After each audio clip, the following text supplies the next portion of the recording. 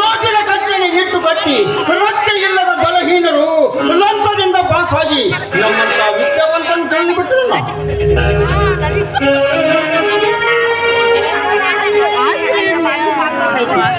ಸಮಾಧಾನ ತಂದುಕೊಳ್ಳಪ್ಪ. ನಿಮಗೆ ಬೆಲೆ ಈ ಸಮಾಜದಲ್ಲಿ ಇದ್ದೇ ಇದೆ. ಇವತ್ತದ ನಾಳೆ ಆದ್ರೂ ನಿನಗೆ ನ್ಯಾಯ ಸಿಕ್ಕೇ ಸಿಗುತ್ತದೆ ಎಂದು ಕೈ ಕಟ್ಟಿ ಕುಳಿತರೆ ಅದು ಸಾಧ್ಯವಾಗದ ಮಾತು. ನನ್ನಂತ ಯುವಕರು ಎಷ್ಟೋ ಮಂದಿ ನೆಲ ಕಚ್ಚಿ ಹೋಗಿದ್ದಾರೆ ಅವನ ಕೈಯಲ್ಲಿ.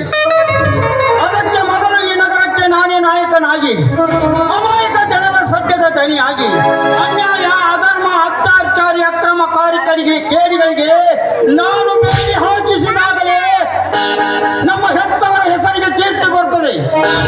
ಅಣ್ಣ ಅತ್ತಿಗೆ, ನಾನು ಈಗ ತಕ್ಕ ಉತ್ತರ ಬರೆಯಬೇಕಾದ್ರೆ ರಾಮಬಾಣವೆಂಬ ಈ ಪೆಣ್ಣೆ ರಕ್ತವೆಂಬ ಶಕ್ತಿ ಮೆಕ್ಕನ್ನು ಹಾಕಿ ಪ್ರತಿ ಸಂಖ್ಯೆಯ ಆಧಾರದ ಮೇರೆಗೆ ಹನುಮಂತ ಲಂಕೆಯನ್ನು ಸುಟ್ಟಂತೆ ಈ ಸಮಾಜದ ಭ್ರಷ್ಟರನ್ನು ಸುಟ್ಟು ಬಿಡುತ್ತೇನನ್ನ. ಈ ನಿನ್ನ ರಾಮಬಾಣದ ಮತ್ತು ಎಂದು ಹುಸಿ ಆಗಬಾರದು ಸಹೋದರ. ಶ್ರೀರಾಮನಂತೆ ಧರ್ಮದಿಂದ ಬಡವರ ರಕ್ಷಣೆ ಆಗಬೇಕು. ಈ ರಾಜ ರಾಮರಾಜ್ಯವಾಗಬೇಕು. ನೀ ಹೇಗೆ ಮಾಡುತ್ತೆ ಬಿಡಿಸಿ ಹೇಳುತ್ತಮ್ಮ. ರಾಮ ರಾಜ್ಯದ ನಿರ್ಮಾಣಕ್ಕೆ ಸತ್ಯದ ಸುದ್ದಿಯನ್ನು ಬಿತ್ತರಿಸಲು ಸತ್ಯಾಶ್ರಯ ಎಂಬ ಪತ್ರಿಕೆ ಮಾಡಲು ಹೋಗಿ ಮಡಿದು ಹೋದರು. ನಾನು ಅದೇ ಸತ್ಯಾಶ್ರಯ ಪತ್ರಿಕೆಯನ್ನು ಮುಂದುವರಿಸಿ ಈ ನಾಡಿನ ಜನರ ಕಣ್ಣೀರು ವರ್ಷಿಸ್ತೇನಲ್ಲ. ಇದಕ್ಕೆ ನೀನು ಒಪ್ಪಿಗೆ ನೀಡಿ ಆಶೀರ್ವಾದ ಮಾಡು. ಕೇಳು ಸಹೋದರ, ಮೆಚ್ಚಿದೆ ನಿನ್ನ ಪೌರುಷದ ಮಾತಿಗೆ. ರೋಗಿ ಬಯಸಿದ್ದು ಅದೇ, ಡಾಕ್ಟರ್ ಹೇತು ಅದೇ ಎಂಬಂತೆ ನಾನು ಅಂತ ದಾರಿಯನ್ನು ಕಾಯ್ತಿದ್ದೆ. ಆ ಕಾರ್ಯ ಈ ಜಗನ್ಮಾತೆಯ ಆಶೀರ್ವಾದದಿಂದ ಯಶಸ್ವಿಯಾಗಲಿ. ಈ ನಿನ್ನ ಸತ್ಯಾಂಶ ಎಂಬ ಪತ್ರಿಕೆ ಕೀರ್ತಿ, ಸತ್ಯ ಎಂಬ ಜ್ಯೋತಿಯಿಂದ ಈ ನಾಡು ಬೆಳಗಲಿ. ಈ ನಿನ್ನ ಮಾತು ಸತ್ಯವಾಗಿ ನಡೆಸುತ್ತೇನಲ್ಲ. ರೌಡಿಗಳಿಗೆ ನಾ ರೌಡಿ ರಾಜ್ಯನಾಗಿ, ಯಾರಿಗಳಿಗೆ ನಾ ಬೆಂಕಿ ಕಿಡಿಯಾಗಿ, ಕಳ್ಳ ಕದಿಮರಿಗೆ ನಾ ಕಾಲು ಕೆದರದ ಹುಲಿಯಾಗಿ, ಕೃಷ್ಣರಿಗೆ ನಾ ಕೃಷ್ಣನಾಗಿ ಈ ನನ್ನ ಸತ್ಯಾಶ್ರಯ ಚಕ್ರದಲ್ಲಿ ಆ ಎಲ್ಲ ದುಷ್ಟರನ್ನು ಧ್ವಂಸ ಮಾಡಿ ನನ್ನ ಹೆತ್ತವರ ಕನಸು ನೆನಸಾಗಿಸದಿದ್ದರೆ ನಾನು ನಿನ್ನ ತಮ್ಮ ಸಿದ್ಧಿ ಪುರುಷ ಸಿದ್ಧಲಿಂಗನೇ ಅಲ್ಲ. ಇದು ನಿನ್ನ ಆಣೆಯಾಗಿಯೂ ಸತ್ಯ. ಸಂತೋಷವಾಯಿತು ಬಾ ಸಹೋದರ.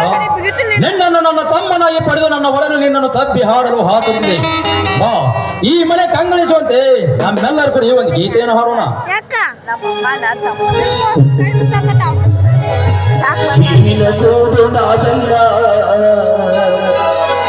ಬೇರೆಯಾದರೆ ಜೀನಿಲ್ಲ,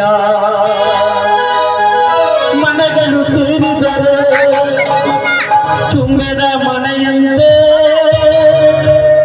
ಚೀನಿನ ಗೋಡು ನಾವೆಲ್ಲ, ಬೇರೆಯಾದರೆ ಜೀನಿಲ್ಲ,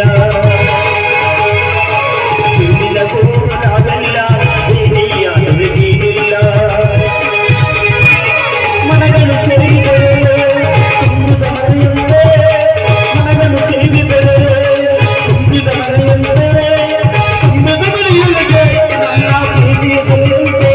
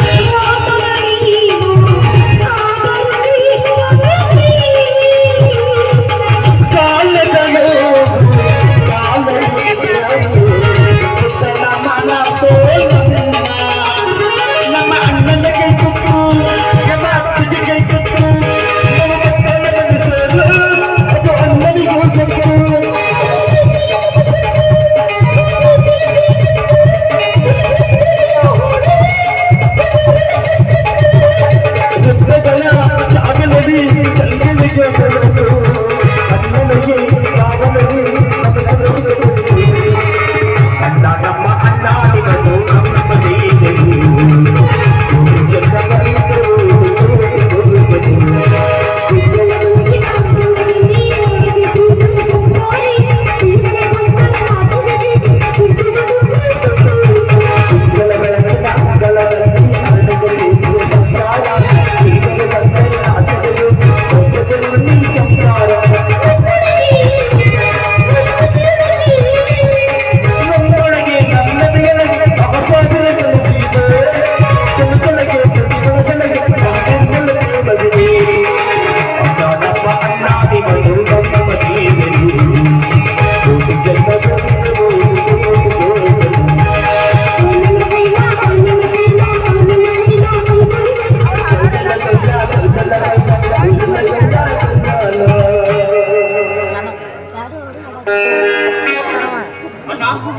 ನಾಯಿನ ಬೋರ್ಕ ನಿಗದಿಪಡಿಸಿಬಿಡೋಣ.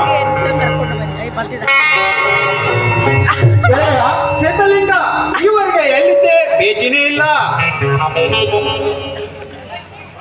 ಶೋಕ ಯಾಕೋ ಮೈಯೆಲ್ಲ ಬೆವರಾಗಿ ಹೋಗಿದೆಯಲ್ಲ? ಏನು ಹೇಳಲಿ ಗೆಳೆಯ, 10 ವರ್ಷ ಲೌನಿಕರಾರೆ